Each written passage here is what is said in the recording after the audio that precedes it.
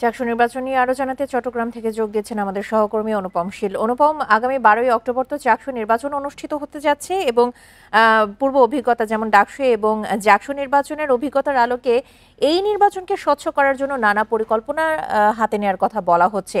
এখন পর্যন্ত সবশেষ কি অবস্থা দেখতে পাচ্ছেন, আর নির্বাচনী আমেজ কতটা দেখা যাচ্ছে? বান্ডেল থাকলে প্রতি সেনমানিতে টাকা বাঁচবে। বিকাশ সেনমানি বান্ডেল কিনে জিতুন প্রতি লেনদেনে। প্রথমত প্রায় 3.5 দশক পরে চট্টগ্রাম বিশ্ববিদ্যালয়ে যে কেন্দ্রীয় ছাত্র সংসদ নির্বাচন সেটি হতে যাচ্ছে এবং এটিকে ঘিরে ব্যাপক যে একটি উৎসবমুখর পরিবেশ সেটি আমরা কিন্তু একেবারে রোডম্যাপ ঘোষণার পরদিন থেকেই দেখছি।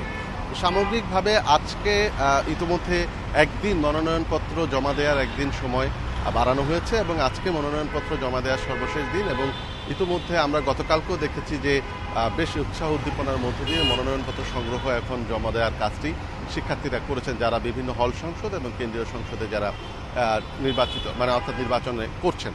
আর আজকে ছাত্রদলের পক্ষ থেকে এবং ইসলামী ছাত্র শিবিরের পক্ষ থেকে বিশ্ববিদ্যালয়ে তাদের স্ব প্যানেল ঘোষণা করা হবে। দুপুর 12টায় ছাত্রদল এবং 2:30টায় ছাত্র শিবির এই প্যানেল ঘোষণা করবেন।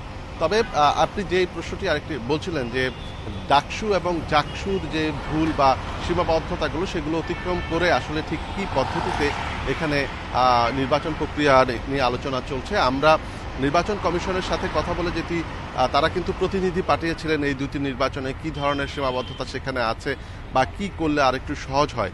সেক্ষেত্রে প্রাথমিকভাবে আমাদেরকে নির্বাচন কমিশন যেটা বলছেন যে জাকসু এবং জাকসুর ক্ষেত্রে হলগুলোতে ভোট নেওয়ার কার্যক্রম চললেও এই চট্টগ্রাম বিশ্ববিদ্যালয়ে ফ্যাকাল্টিগুলোতে এই ভোট নেওয়ার কার্যক্রমটি চলবে, যাতে একসাথে বেশ বড় জায়গা জুড়ে অনেকগুলো বুথে এই ভোটটি নেওয়া যায়। আর দ্বিতীয়ত হচ্ছে যেহেতু এই ব্যালট পেপারগুলো ওএমআর ব্যালট পেপারগুলো আলাদা আলাদা পদের জন্য প্রথমে যে ভোট ব্যালট বাক্স থেকে খুলে আলাদা করতে একটি লম্বা সময় লাগে, সেজন্য চট্টগ্রাম চাকসু নির্বাচন কমিশন চিন্তা করছে আলাদা আলাদা পদের জন্য আলাদা আলাদা ভোটের বাক্স থাকবে এবং সেই যাতে করে এই ব্যালট পেপারগুলোকে আলাদা করতে বেশি সময় না লাগে। তো এই ধরনের আরও বেশ কিছু বিষয় নিয়ে পরিকল্পনা হচ্ছে এখানে, যাতে দ্রুততম সময়ের মধ্যে ভোটের রেজাল্টটি অন্তত দেওয়া যায় এবং এখানে ওএমআর সিটে ভোট হবে, সেক্ষেত্রে মেশিনে এই ভোট গণনা করা হবে বলে আমাদেরকে জানিয়েছে এবং তারা যেটি বলছেন যে জাকসু এবং ডাকসুর ক্ষেত্রে যে